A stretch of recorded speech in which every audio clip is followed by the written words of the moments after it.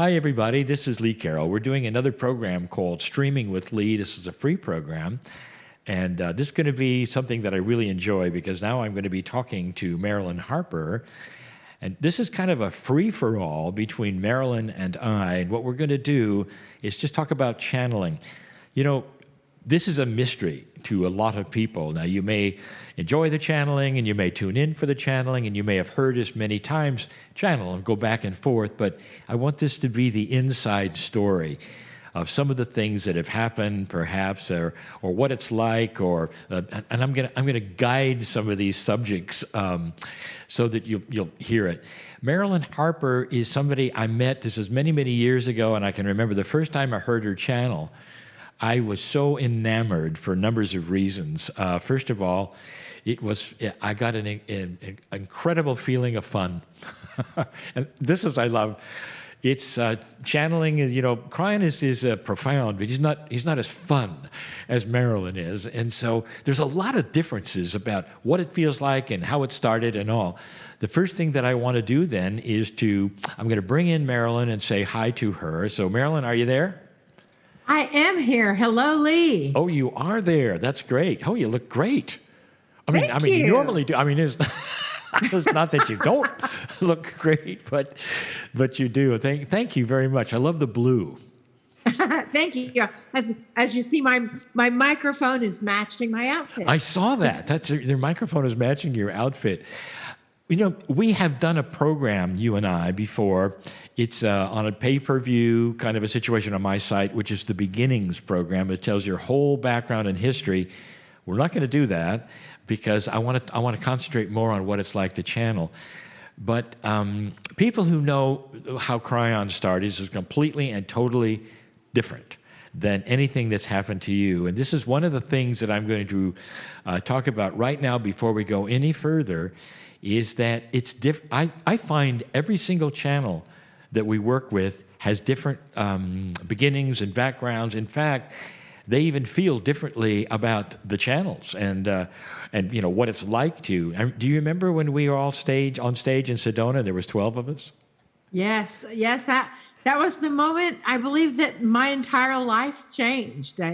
It was a huge thing for me. Yes, I remember it well. Well, we got a chance to just, one of the things I think all of us got a chance to hear and feel being on stage together, we got to feel the energy of the other channels with us side by side. And it was so different. It was so different. It was loving, and what I liked about it is that we all had similar things to say in various ways. This is where I realize also that the human plays an extreme part of the channeling. It's not a takeover and an entity flies in, you know, and the human jerks around and something comes out, and just like in the movies. It is so different, but it requires the human being's consciousness and wisdom and old souldom in order to channel correctly. So I want to go just talk about the beginnings just a little bit with you, because I happen to know a lot of things. What set you up for this that's maybe different is the walk-in experience. Am I right about that?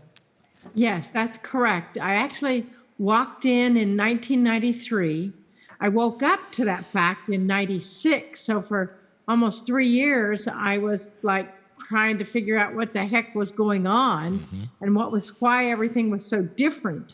But once I woke up, things really amplified for me. And I set myself on the spiritual journey, I call it. And I started, I had no idea what was in store for me at that moment. I don't know what I would have done. But there was a lot of real differences in your, not just your personality, but what was this thing about even wearing red or something like that? Yes, exactly. After I walked in, before I even knew that I had walked in, I couldn't wear red. I couldn't wear red, and really couldn't wear black. And before I walked in, I could wear black and red every single day for 2 weeks and never repeat an outfit. But afterwards, it was like I was all of a sudden I had to go get a pastel pink suit and to go to work in, and I started wearing pastels, and really it's only been in the last 10 years or 12 years that I've even been able to wear jewel tones again. But I've only started wearing red, as you know, for the past year. And it's one of those things that has been, I mean, my whole personality changed. After I walked in, my energy changed, my talents and skills changed. I didn't have the same abilities. And, you know, if it hadn't have actually happened to me, Lee, I don't think I would have believed it. I agree.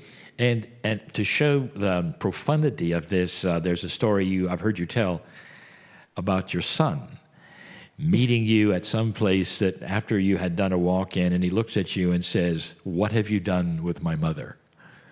Exactly. It was a little traumatic for us for a time. Yet the interesting thing is after he acclimated to it, and after I got more comfortable with it, he told me he knew when it happened. And it was, you know, a few years before he realized that was the change, because he walked I was having complications following a surgery, and he walked into the hospital room and it's like, that woman is not my mother. Yeah. You know, and then when he asked the question, "What have you done with my mother?" And I had to really go into that energy and realize that I, the walk-in, have been his mother on many lives, but we have never grown old together in past lives. I love it. There's, you know, Cryon says it's not a soul exchange like some people. We're so linear in the way we think. You know, it's one or the other, and it's actually a soul meld. It's and to make it even more profound, it could be you in the past coming back. It's numbers of things that could have happened. You with you. This comes into the area of what Cryon says. There's a whole lot more to the soul and more layers than you think. And so here you are. I would say rather than a walk-in, you've been enhanced. So you're the enhanced Marilyn. And what is the first channeling that you can remember that you did? Well, it was quite an unusual experience. The very first time before Adironda even came in, I woke up in 96. I became attuned to Reiki Master, like in 98. And I was actually doing a Reiki session with someone, and they were on my massage table because I was doing Reiki sessions pretty regularly and working at a radio station at the same time. And I heard a voice that said, "My name is Serapis Bey, and I would like to speak directly to the person that you have on the table and use you as a channel."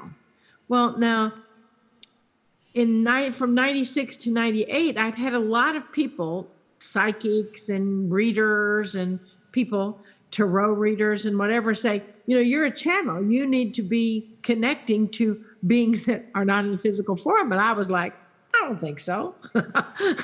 and then when Serapis Bey, which I had no idea at that moment who Serapis Bey even was, I argued with them. I mean, you know, I didn't know who they were. And they said, "No, they're that's just a woman in you that argues." That's right. Excuse me? No, I didn't say anything. No, I have argued with Cryon, so I'm with you. You know what I mean. I know exactly what you mean. Let's because this isn't just about beginnings, and we went going back and forth. Let me tell you then, to show the people how different this is. For me, when I started channeling, there were no voices, there was no walk-in, nothing. Here I am, an engineer in my mid-40s and with a career, and I love my career and all the nerd stuff and all like that. When I had to find out, and some things pushed me, and I'll do a show on that later as the beginnings of Cryon, but when I was pushed to sit in that chair, I didn't hear any voices. Nothing happened. There was no communication at all. There was simply that love wash that came over me in a way that I'd never felt anything like that before. I mean, it was startlingly different from anything. And it didn't frighten me. I just felt like, I mean, I just melted and wept. And that was the sign. And it was this, you can't fake that. And then when it happened over and over and over and over and over, you can't fake that. I knew something was there. So for me, I had to be warmed up as a man, as a guy with an engineering brain. I call it the man brain. I had to be warmed up literally for years before I could ever open my mouth and channel. And I'll tell you my first time. But before I did that, I was writing. Book 1 was written. It's not a transcription except for one chapter, which was my first channel.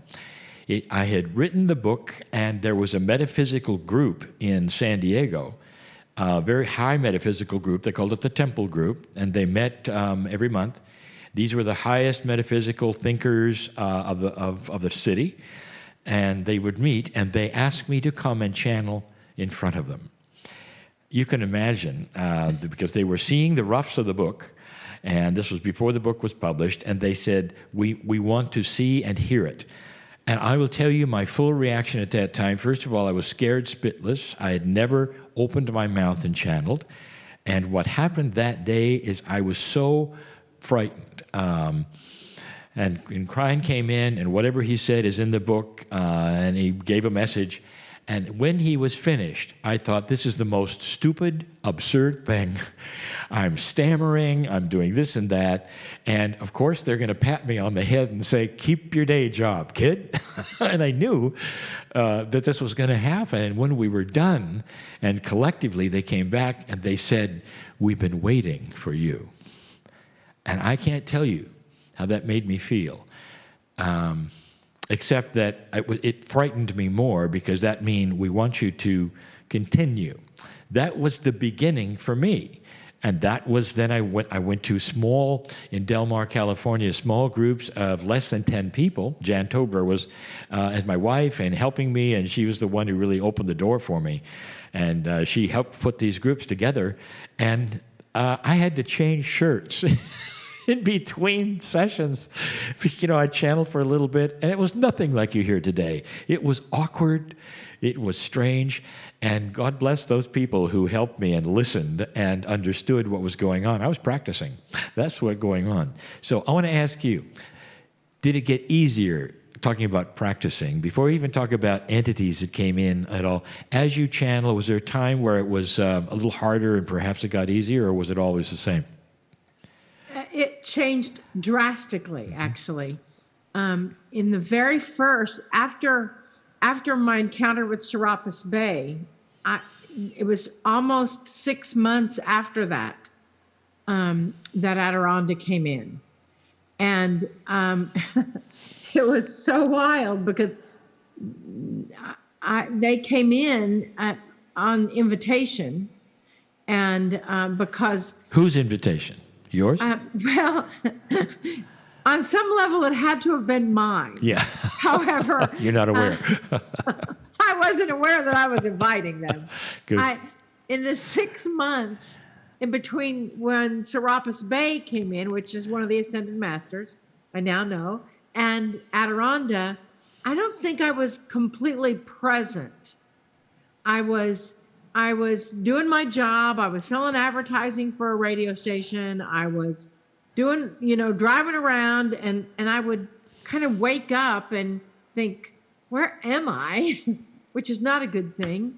And I don't think I was present in it. The universe, and another thing, that they were trying to get my attention, but I don't know that they knew, Adironda knew how to communicate with me, because I was not paying attention.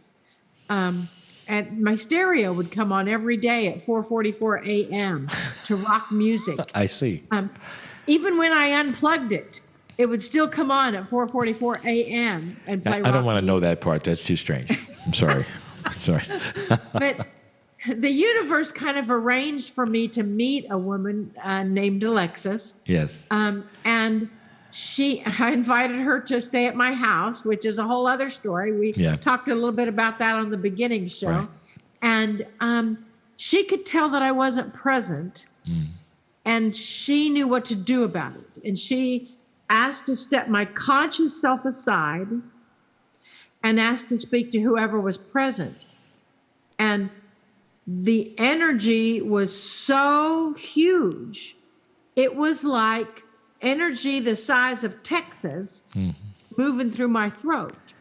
And it was so big. And they came in immediately. And they said, our name is Adironda. We are a spokesbeing for a council, a being of beings of light that have been in physical form and archangels. And this vessel, Marilyn is what they call me. She is an activator, and the people on the planet are not getting it quickly enough. So we are going to magnify that activation energy, and we're going to do so in groups. And I had my first group 5 days later. So it was like, it's a quick education. I want to ask you a question now. I've never talked about this, and most people never heard of Serapis. Does Serapis Bay come in ever, or were you finished with Serapis?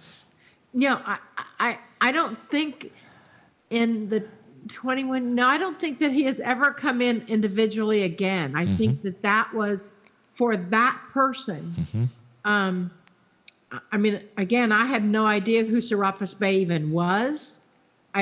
He's one of the Ascended Masters, but I believe that was the opening. I think so too. I think that was, let's say he's an opening specialist. Yeah. Now, Adironda. I want to know, why is Adironda so doggone funny? I mean, what do you sense about this? And do you think it's an extension at all? I mean, that if Adironda had come into somebody else, it wouldn't be funny, but that you are okay because you were a cheerful, fun girl, and so that works. I mean, how do you feel about it? You know, it's quite interesting. In the very beginning, Adironda was very slow speaking. I could actually sense a translation from wherever their language was into English sometimes. And they were very slow speaking. And it was in a group channeling, which was actually probably 2 or 3 weeks after I first channeled the first time. And it was a group, there was 22 people there, I remember, because they always said to pay attention to the numbers. Adironda did. And that was before I opened my eyes and before I moved around. It was like Adironda somehow didn't make the connection between my physical body and them. Can I comment on that? Of course. Because I've heard you say this before, and it just struck me. That's exactly what happened with me. In the early days, Cryon it's almost like I got burst information, and there had to be a translation. And then there was a long gap or pause, and then it's almost like it had to be given to me in a different language so that I could say it. So it wasn't exactly real time with Cryon. It was almost delayed, and there was a translation. So knowing this and how I felt, and I'm applying it now to what you've told me over and over, that was the case, I think it was us. I think it was us learning the language. And then slowly we get the language, so we're learning how to translate multidimensional languages so we can have it in real time. That's how I feel about it. Yes, and that's fascinating because I think you're the only other channel that we've really talked to about the similarities in that kind of experience, where in the beginning it was almost like we were translating that non-linear language into something linear. I think too, when people, I'm sure you teach a how to channel class, so this is probably something that the questions you'll get from those students who are in there, I can't emphasize enough, based upon what I have seen for me, is once you start to begin to understand the intuition and how it works and feel it, the next step is practice. It has to be. in order to, because this is not a normal function for a human being, past the intuitive part, which is normal, to translate that intuition into actually then channeling something that you don't know about. We know is possible, but you've got to practice that translation. Does that make sense? Yes, it makes perfect sense. And that's why when you asked about why Adironda is actually funny, they realized, and I remember the moment because I sit back in the background, and that was when they had their eyes closed and they weren't moving my body. And they said something. They didn't really know what humor was. They were very serious. And they said something, and somebody in the group laughed, and they were like, with my eyes closed, right? They looked right at the person, and they said, "What is that noise coming from your face hole?" I mean, they didn't really seem to have the language to describe the human body parts, and they said, "Well, that was laughter," and they said, "Well, do you realize that when you laugh, your heart chakra pops open and your own guides start doing the soul work with your heart that you're asking for?" And that was the first time Adironda was like making that connection. And then they realized that every time people laugh, their heart chakra opens wider. It's and like we work in the emotional body. Adironda and the whole councils works in the emotional body. Yeah. So that's important. It is. I think crying is more of an informative channel. I've always thought Adironda was a healing channel. Yes. That they're so different. Talk about the differences for just a moment. Here's one big one. People see me. I'm in a chair. I only got crying. I don't have anybody else. There's no counsel. I shut my eyes. When you come in, your eyes are wide open, and of course we can't show it here on the show, but in videos that you walk around the room, you're talking to people in channel, you're swinging swords. Not the Selenites are short if people haven't seen it, and it's almost like there's a vast difference. But the big one is you can bop between channels in the same session. How do you do this?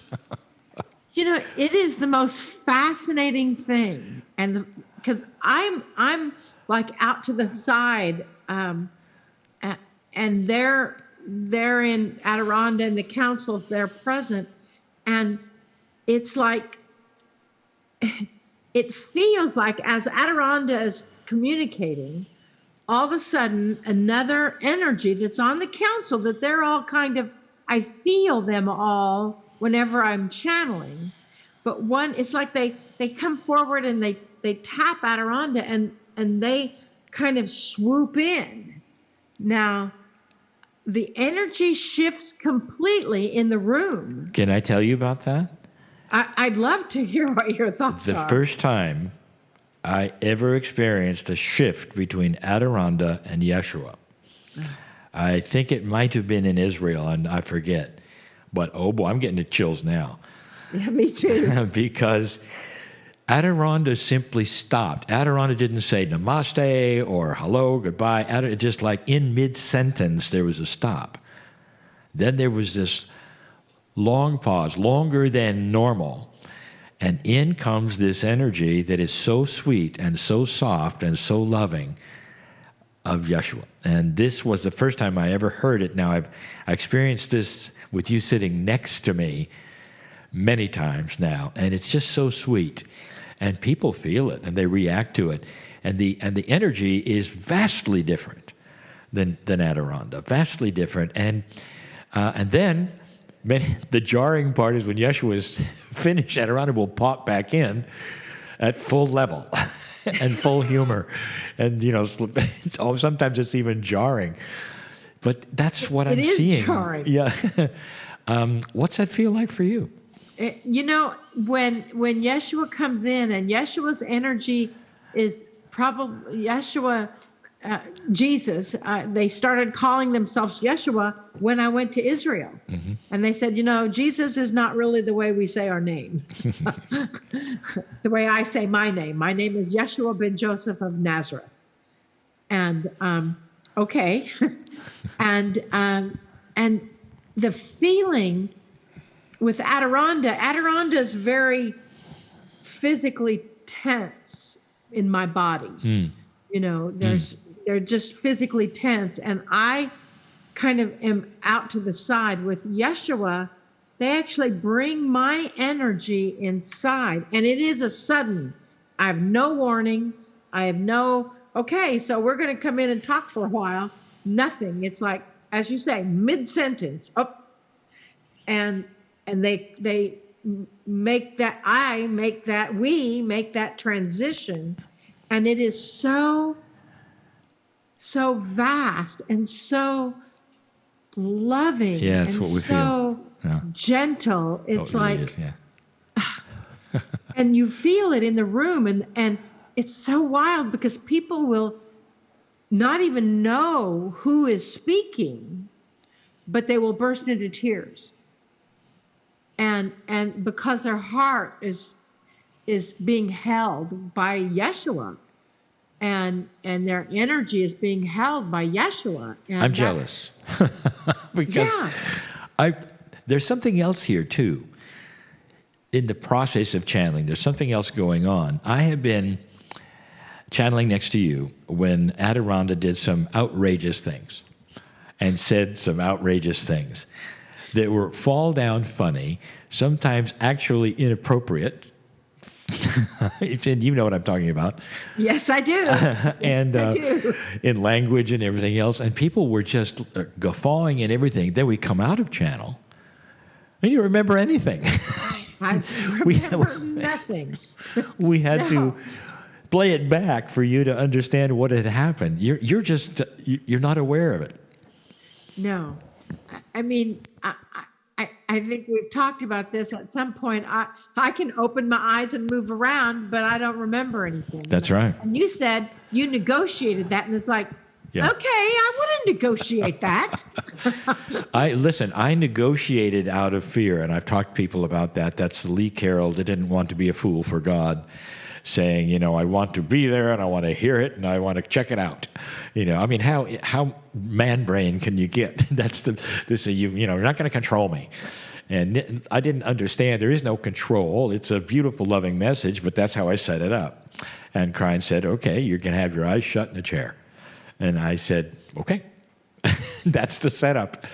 But when I see what you do, and then I realize the other side of it, you don't get to know until later. That's a very different between us.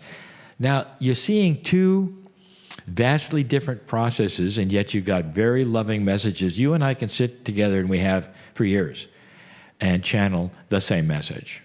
And yes. Sometimes it'll be, Krein will come in, and it'll be an extension of what you just channeled. And so it's almost like in the field, that message lays upon us, and Adironda and Yeshua, whoever comes in, will take the ball and run with it in their way, and Krein will then take it and finish it. So I love that part. So we're not looking at two separate subjects necessarily, and we're having like two lectures on the same platform. It's the same energy spoken different ways. Do you feel that way? Yeah, it's so fascinating because, sometimes I'll be asked, I'll go into the energy and I'll say, is there anything that I need to do to prepare? And they'll say, pick a card or draw a card on your app or whatever. But that's it. And then the message will come through, and then I kind of step in as, you are channeling, Krein comes in, and it's like, they're related. And it's so wild to see how cohesively the Adironda and the council and Krein, it's like a woven tapestry of information and energy that fits together so well. And we never talk about it ahead of time. We never, No. There's something else to it, and I'll call it entity awareness. This is for the people who have never channeled and have no idea, and you're looking at us channel in various ways and saying, how does it work? How far out there are you, or in there are you? I have watched Adironda many times pull a card from the deck and read it. So this is Adironda through you reading a card and then commenting on it. I've watched Adironda change slides, not you. And this is say, well, how can you do that when you're in channel? So you got to remember this is a meld between the human being, the consciousness of the human being, the entity that is with you, giving the message using your voice and your intellect and all of these things. So of course there's an awareness. I just recently had one, which is kind of funny because I was in Iceland and I was, I think this was day 1 or day 2, and we were all huddled around the hotel, and the sun was not shining, and it was cool. It's about -4 or 5 Celsius every time we channeled, and we got good gear on. But when the wind blows and the sun goes down, it's harder. And we were in back of the hotel, and we were getting ready to channel, and we started in. And what I didn't know was we were on the only pathway to the spa. And so I'm in channel, and 2 people are coming from the spa in their robes and bathing suits, and they pass right in front of me, channeling, and the group. And I can't see him. I have no idea. And Cryon stops and says, "You have no idea what just happened." 2 people went by in their bathing suits. And this is entity awareness. This was with my eyes shut. Cryon is very aware of absolutely everything in 3D that's happening around him, her, whatever that feeling. So it's just another piece and a part that I want to tell people. It may look like we're in trance, but we're not. We are melded with the 3D planet, and this is how we are feeling the things that are happening in the audience. I know Adironda, when it goes into the audience and actually talks to people, and Cryon will talk to people from the stage and say, "I know who you are. There's one in here that's doing this and that," because we're very allied, I would say, with the emotional bodies and, of course, the souls that are in the room. So have you had any special things that happened during channel? I have one I'm going to tell on you here that happened in Egypt. But have you had any things profound or funny or not or whatever that you want to talk about? You know, I've had so many. It's so amazing because I do open my eyes, and after the first probably 6 or 8 months of channeling, I realized I could open my eyes and move the body, but I couldn't walk yet. That took a few years. But I could open my eyes, and when I do, everything is blue. There's a blue haze still on everything. But I remember, and I think that they know, they meaning Adironda and the council, they know how orchestrated our lives and intertwined our lives are, because when I was in Israel, and we were not where we were supposed to be. This was my own trip to Israel, not the trip that I went with you. I was an extension of that. And we were in, I can't remember whose temple it was.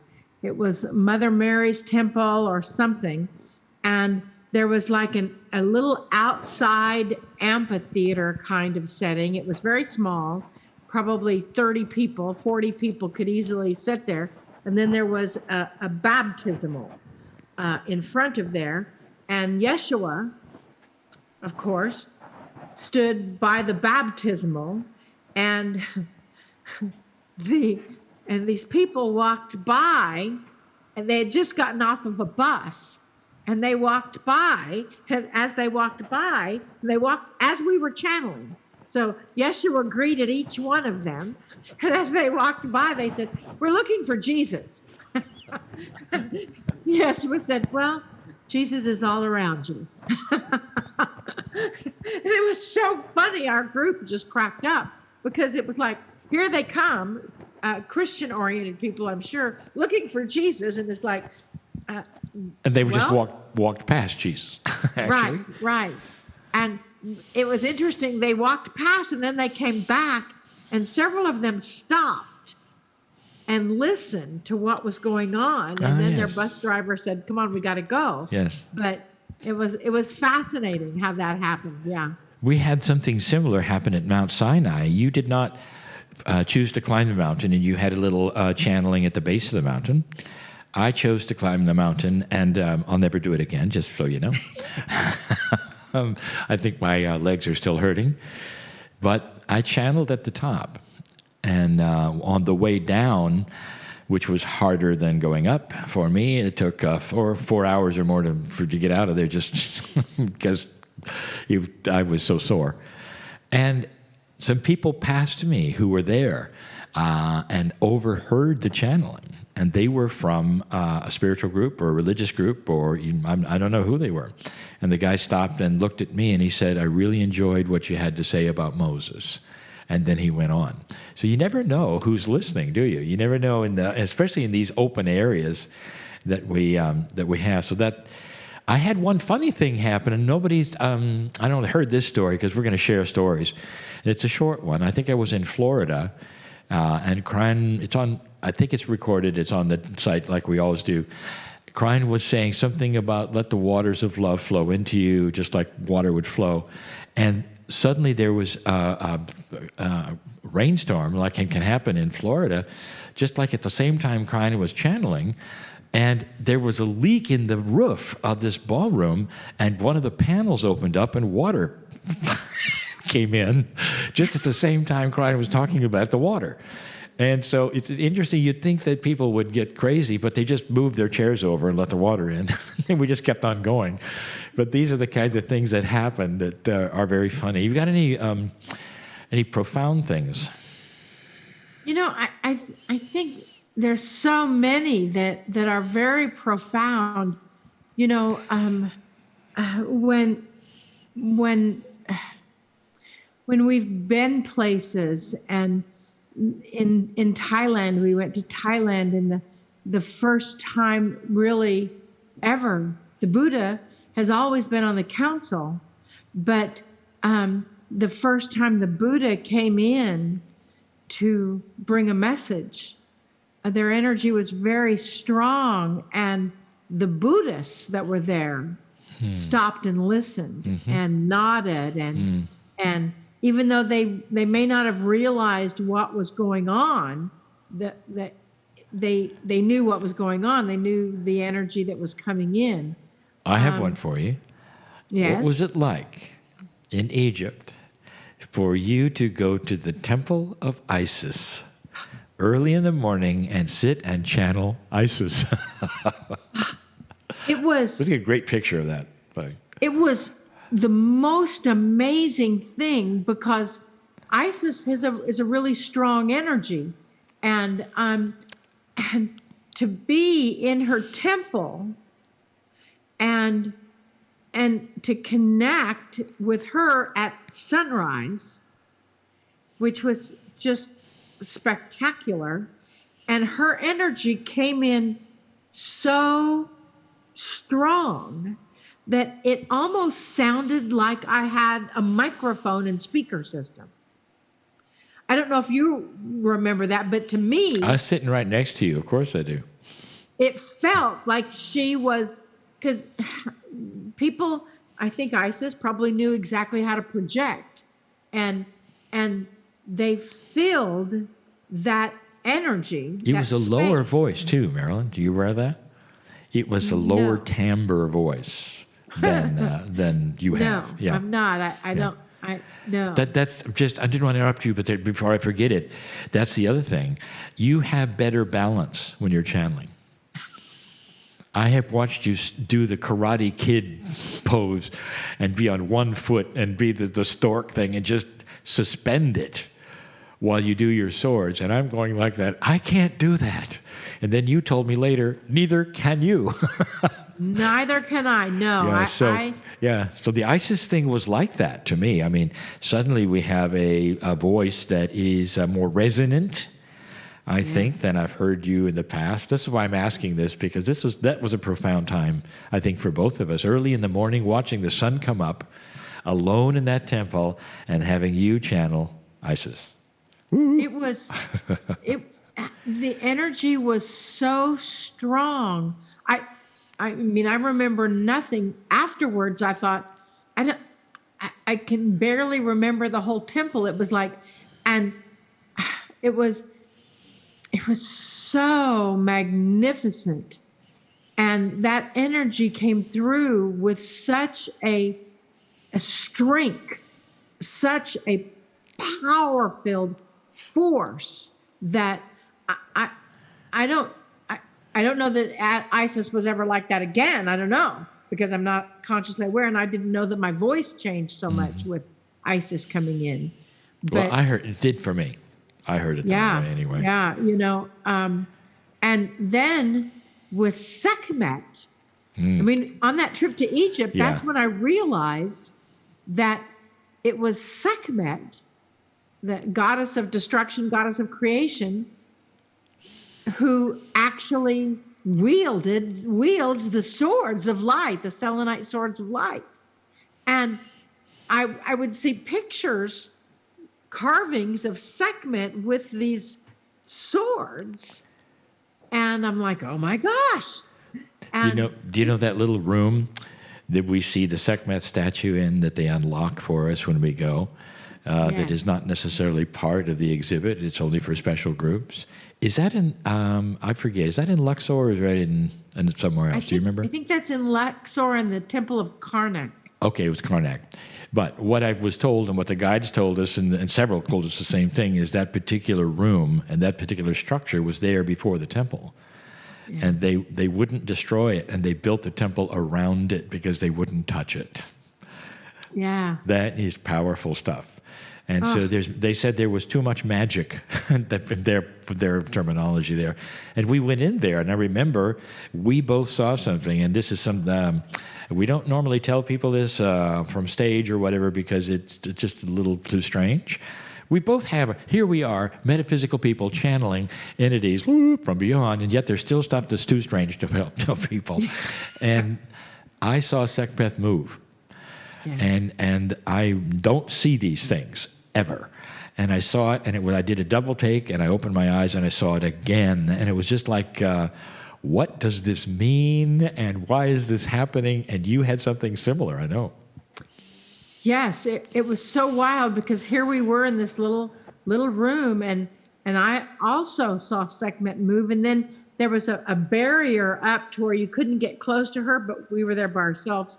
So I stepped around the barrier and stood next to her, and I touched, I mean, this was a statue that was like, I don't know what it's made out of, but when I touched it, it was warm. It was warm as though it was human. And I felt as though as I was standing there and they were taking my picture, I could feel a hand on my back. I will never forget that. And then when we went out to do the channeling, you remember that cat? Yes. That went around to every single person in the group. Yeah. You know, there are no accidents. Have you ever had any, people are people and things happen. Have you ever had any either major hecklers or anything happen that you had to dismiss somebody or anything like that? I've never asked you this, so I'm putting you on the spot. I know that Adironda takes pretty good care of any hecklers or people that say, and because their energy is so big, normally when they come in, those people, step back. But there was one time, I was new to channeling, and this one person was in a group, a spiritual teacher in the group. I mean, she was a spiritual leader in the community. And she came before Adironda, and we used to go knee to knee with everyone. We don't anymore because there's too many people. But we used to go knee to knee with everyone, meaning we would sit directly opposite each other. And this person came before us, and the Archangel Michael actually came through, which very seldom do they come through individually, but their energies are really big. And they told this person, they said, your life is not in integrity. And until you put your life in integrity, nothing in your world is going to work. And I'm like, wait a second. And I'm sitting back behind saying, what are you saying here? Do you know who this is? and then they said that the Archangel Michael said they needed to get a private session. And this happened 3 times in 3 different groups. The same person came back, but still didn't ever get the private session. They And weren't getting the finally- message, were they? Yeah, they didn't get the message, and they weren't willing to spend the money on getting a private session. Yeah. And so finally, the Archangel Michael, when she came and brought more friends and brought her husband and, all that to a bigger group in the community, finally the Archangel Michael came through and said, "Are you sure you want me to express this in this setting?" And she, for the third time, said, "Yes, I do." And they said, "Okay, you need to tell this man who is your husband that you have been sleeping with this woman for the last 5 years." When you're honest about all that, then your life is in integrity. Wow. And I'm sitting back in the background going, "Holy smokes, are you kidding me? Do you see how big that guy is? What are you doing up there?" We had That was a little intense. and I had a tense one too, and I forget where it was. It was overseas, I think Switzerland, but I'm probably wrong.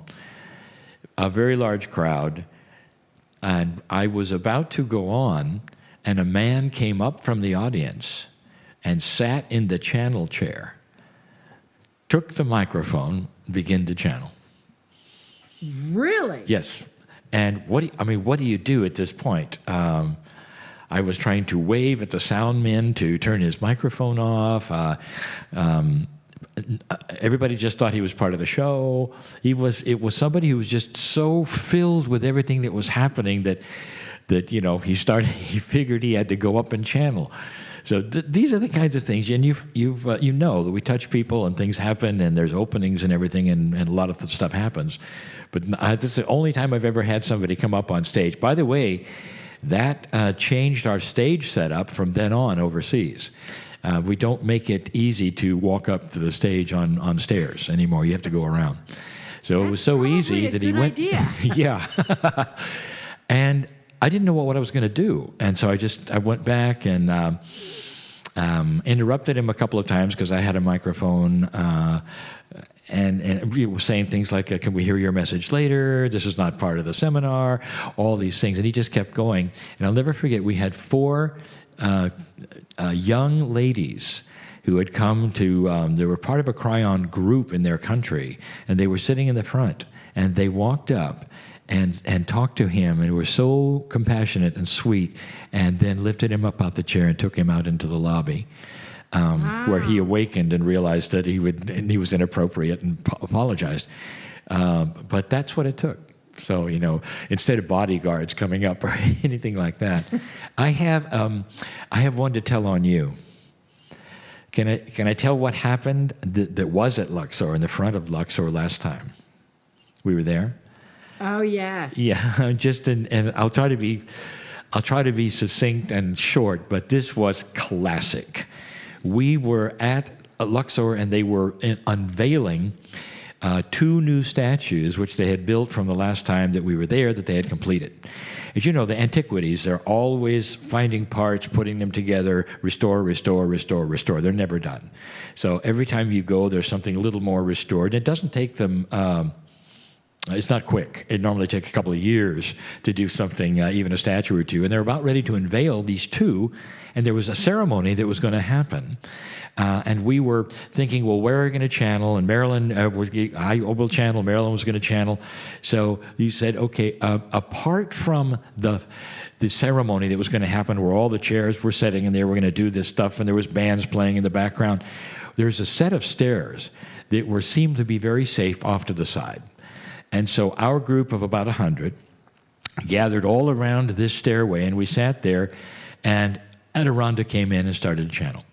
Now, the Egyptian guides, are very alert, because they really are not supposed to allow this kind of thing to happen. They would rather not have ceremonies outside the ones that they plan, and so they're very kind to let us channel where we can, but they're very alert in case anybody comes around that they shouldn't be doing it. And so what happened, that very next is they're there. We realized you didn't, because you were channeling Adironda. You were just in full channel, doing your thing. Everybody's wearing headsets.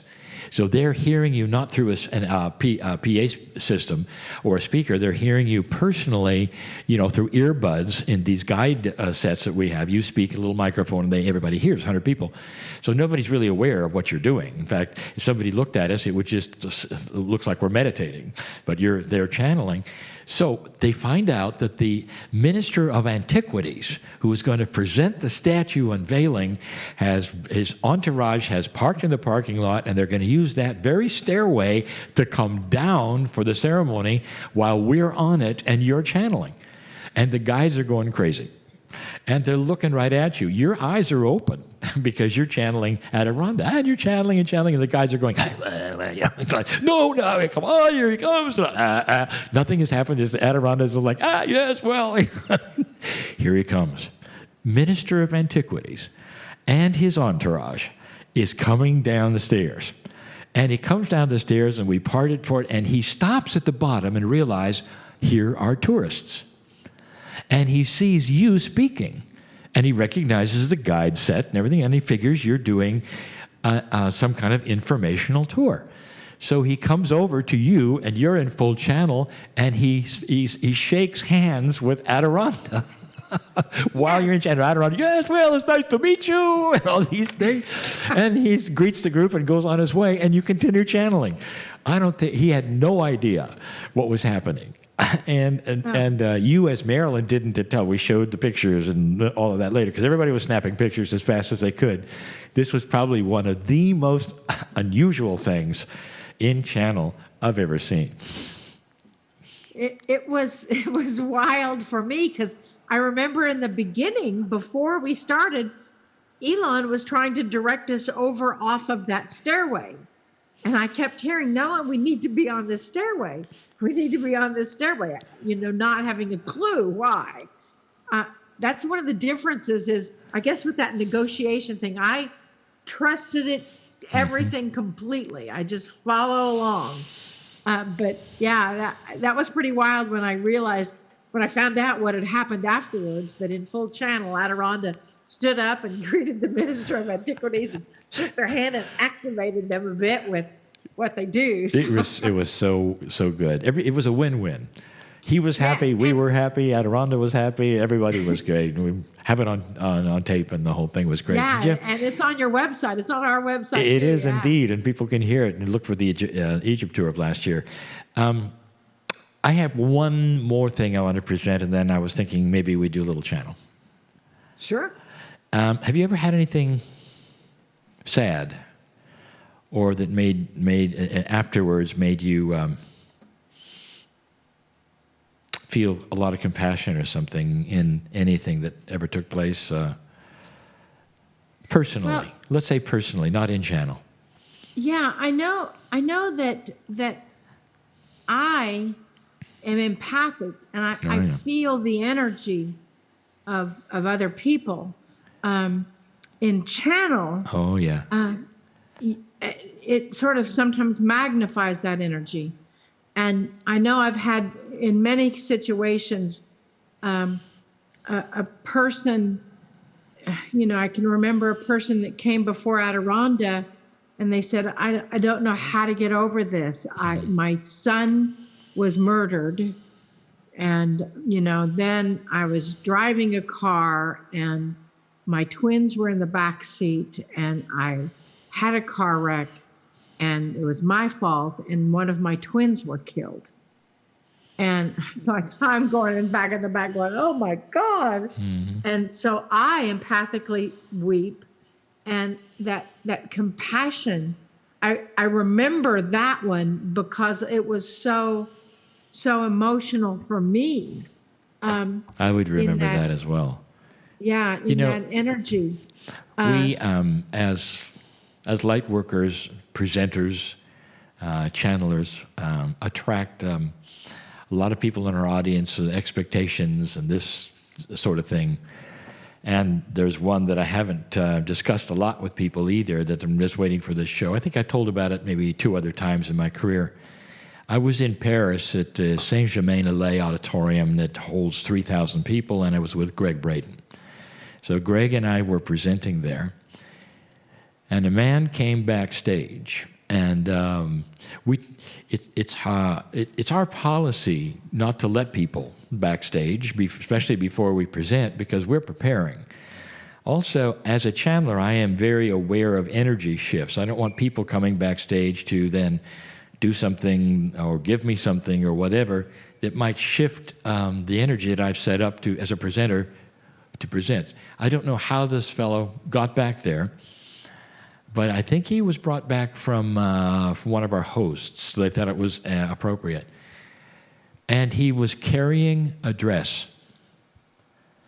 And he said to me, "My wife is dying." He says, "I have this dress of hers. Would you bless it?" Now that is about as far away thing as I would ever think about me doing as Lee Carroll, blessing a dress to help his wife heal. It didn't ask for a channeling. I was just like, it was so different. And even back then, that was many years ago. That had to be 15 years ago. And so what I did, and the only thing I could think of doing, is I took the dress and I put it on me, laying it on me, and I asked him to press against it, and we hugged for about 3 or 4 minutes. That's a long time with that dress between us, and we both wept. I don't know what happened after that, but it's the only thing I could think of that would help him at the moment. Yeah. Whether it ever helped her, I don't know. But I always remember that I felt helpless at that time. I didn't really understand. And then after that episode, when I went on stage, it was the best thing that ever could have happened. Because I had the compassion of the moment and walked right on and could carry that into the auditorium. It's just, these are the kinds of things that happen to us, you know? And most people don't ever know. Absolutely. You know, there's probably one time, I don't even know if you're aware of it. We were channeling in Hawaii, and I was, I think, the first or second channel in the group of 3, maybe.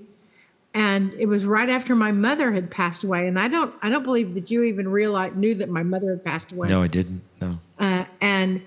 And after I channeled, I just felt this grief, and you know, it was a lesson for me. Always take a tissue whenever you channel. Always take a tissue on stage somewhere. And I just wept after I came out of channel. And you were channeling, and I was trying not to snot and trying not to blow my, trying to Thank you for keep that. in control. And then all of a sudden, Cryon said that I don't know if the person next to me or the woman next to me or something realizes that that there is an elderly woman that is sitting on her lap. Mm-hmm. Oh, it makes me cry to even think about it.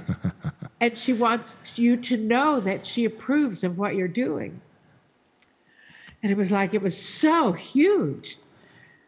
And still, when I think of that energy and that motion that Cryon realized without opening your eyes, that this woman, elderly woman, and again, Lee, you didn't have any idea that my mother had passed away, was sitting next to me, sitting on my lap.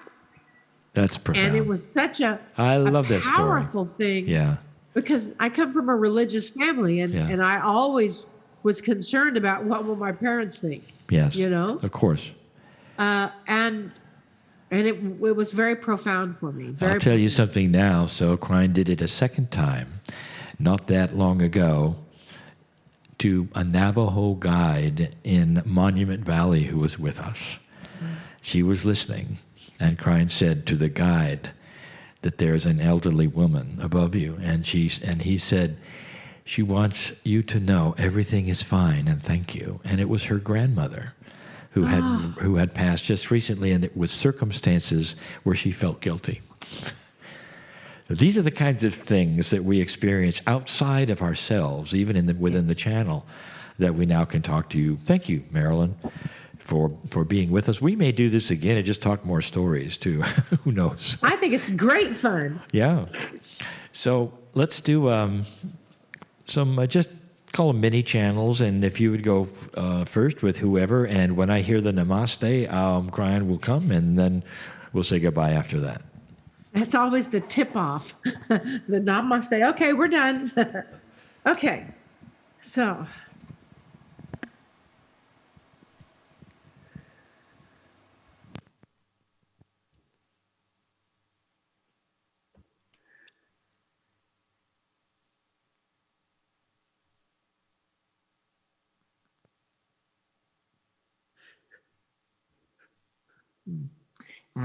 So it is good day to you, huh? Oh, very good to see you. We see that we are looking here and looking there, and it's like, oh, there you are. Very powerful to connect with you. No, and as you understand that through the ethers, through the energy, through the vibrational frequency of this planet, the activation is occurring, and there's more and more activations that are occurring because the veils are getting thinner and thinner. We're going to move our vessel Marilyn's necklace back here because it keeps banging the table because we move around so much. There. She says, don't pull it back there. It doesn't look good. We talked to her. She's over there somewhere. So in this energy and in this vibrational frequency of these moments and these times, the earth is creating a new paradigm. And as this planet creates that new paradigm, the energy of the planet, as you know, dearest, is shifting and moving round about a bit. And know that it is still all in divine order. It is still all in that divine frequency.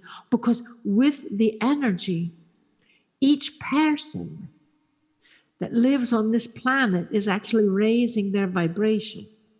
We know you know this, that you each are channels. You each are a divine link between source and humanity.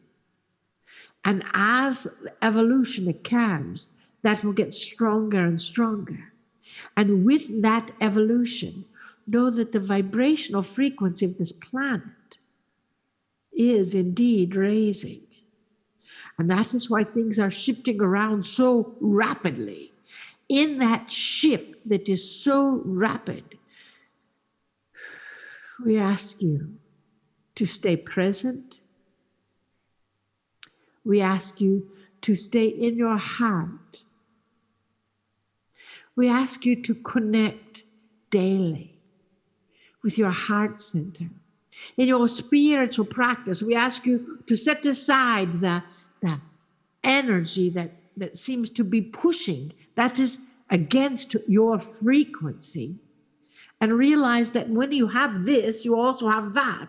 It has to push, pull, go in, go out, and you've got those two sides that are now acknowledging in one. And as those two sides are acknowledging in one, there is a meld of humanity. Take a deep breath.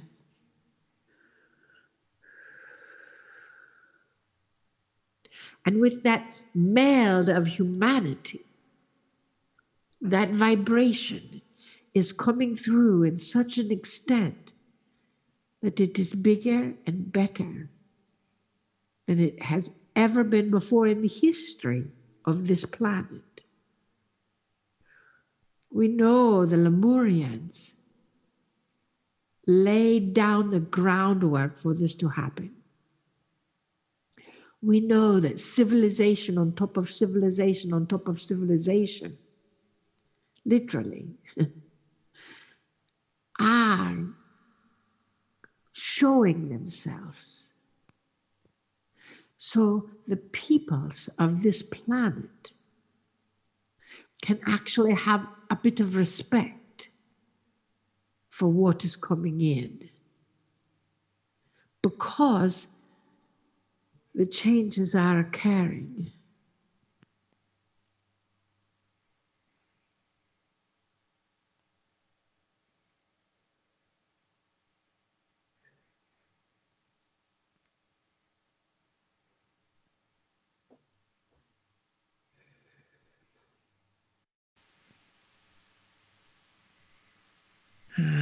dearly beloveds, you are the change that is occurring. You, as our dear friend Lee Carroll says, the field is expanding. I ask you to understand that your field is creating the reality of this planet. So it is so important for you to hold that love center in your heart, for you to hold that frequency, as Adirondack calls it, in the cells of your being. For the times are moving rapidly. I am thankful that you, all who are watching this, volunteered to be here at this point in time. For you are in assistance and in service.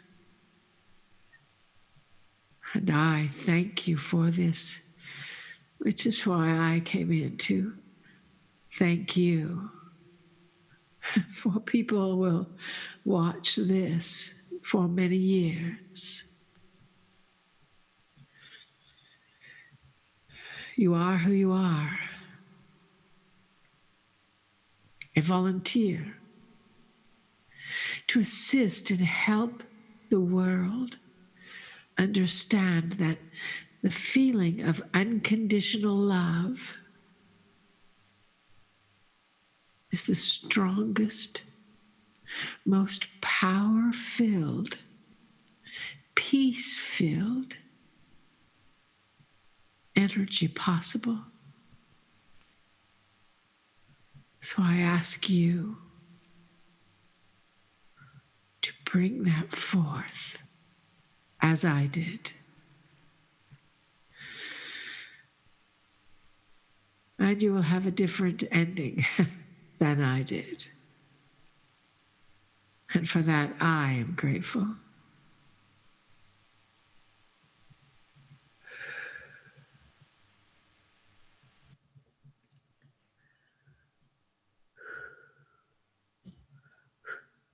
Hoo-ha! So, don't you love it when the masters come in, huh?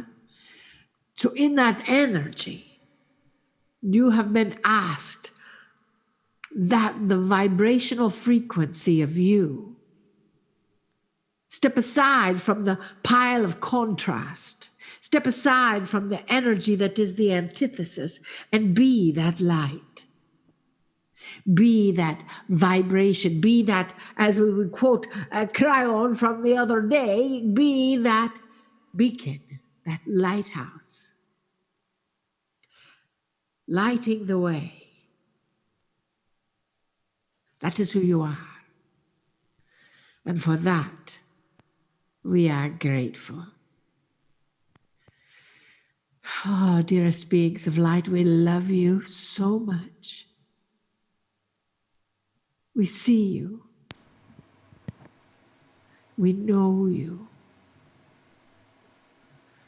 We honor you. With the Master, we are grateful for you. Namaste. Namaste. Greetings, dear ones. I'm Cryon of Magnetic Service. Indeed, there is a paradigm shift. Indeed, the things that Adirondack and Yeshua say to you profoundly are true, accurate. These are the messages we all have for a planet that is in change. If you took a look at the starting times of so many of the channelers of today, those who'd have the messages either verbal or written, those who have the messages of the time have all collectively started at approximately the late 80s on this planet. That great time where the wild cards were falling, where you had a shift that would change the prophecy of the planet itself, that would take you right past the year 2000 and then on to 2012. The precession of the equinoxes happened, of course, as it would astronomically, and you were still here without war.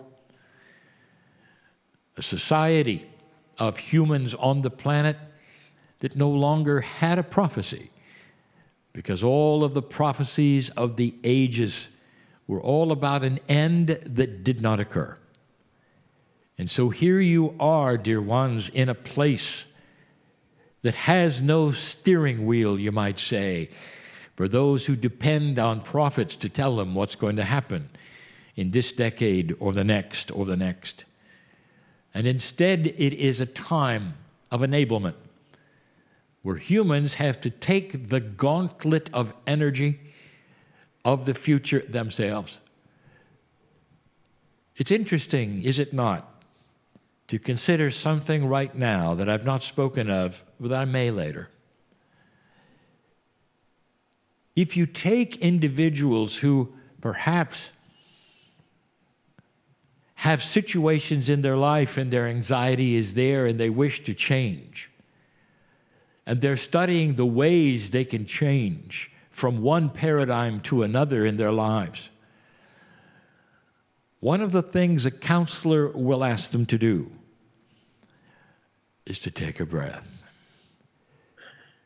to still themselves for a little while in a place of reflection. This is the reason even for meditation.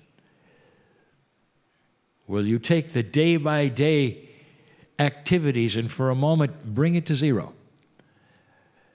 It allows a human being a clarity to think about themselves, about all that has happened, what they wish to do, what's going to happen next in their lives. And they often get up from a session like that with intuition about what might be next for them that they didn't have when they were busy. Groups do this as well. They will meet together for this very reason, to quiet themselves in a way that has allowance for thoughts to come in that were not there before. It's a clearing, you might say, where the busyness will stop. I want you to look at what's going on right now on the planet. Take a breath. You might say it's a forced time of quietness. Profound it is for people who have never had this happen before, who feel they have to be busy, to be stuck in their homes. There's only so many things you can do in your house, as many have discovered. But when you accept it and you start to quiet yourself and understand and turn off the media, and you'll say, what is it that I need to know in this time of quietness where I cannot be busy? When I go out on the street and I see, if I'm allowed to, nothing happening, no traffic, or the stores are shuttered. It is a time for the planet to meditate, a clearing of consciousness so that when it comes back, and it will, there's going to be new thinking, dear ones. It's not going to be just the same old, same old. You'll see this. History will report that when you come back from the difficulty you are in now, that there's going to be still another wild card, and that is a good one. In the background lurking, a consciousness shift, individuals who've not yet introduced themselves. things that will happen that could not happen before this time. And then you'll realize, indeed, it has been a consciousness shift for the planet. Good things will come out of this, and those who have left this planet at this time will have been a catalyst for good things. They did not die in vain. Good things are afoot, dear ones, past this time, and you will see. Be patient and look around at things you didn't expect. Don't expect that to happen you think will happen next. Look beyond that. But that is the beauty of a changing planet. You had to go through it, and you are.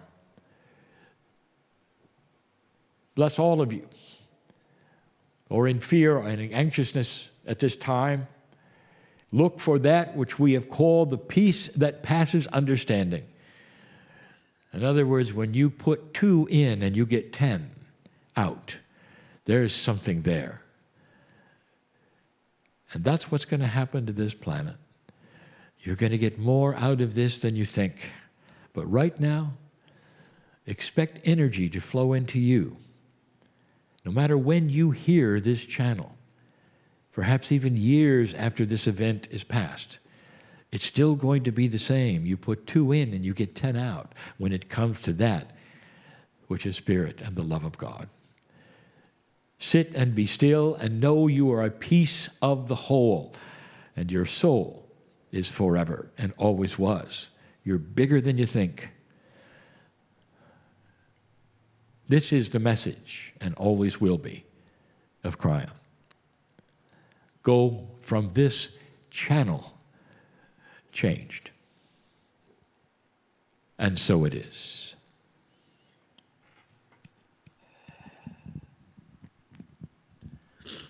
Marilyn Harper, thank you. Yes. For joining me and sharing your life. It is my pleasure, Lee. I am honored to share the stage or the video with you anytime, anywhere. This is our stage today. Yes. All right. Well, this is Lee Carroll then, saying goodbye. Another Streaming with Lee. We'll probably do this again. God bless you. Good evening.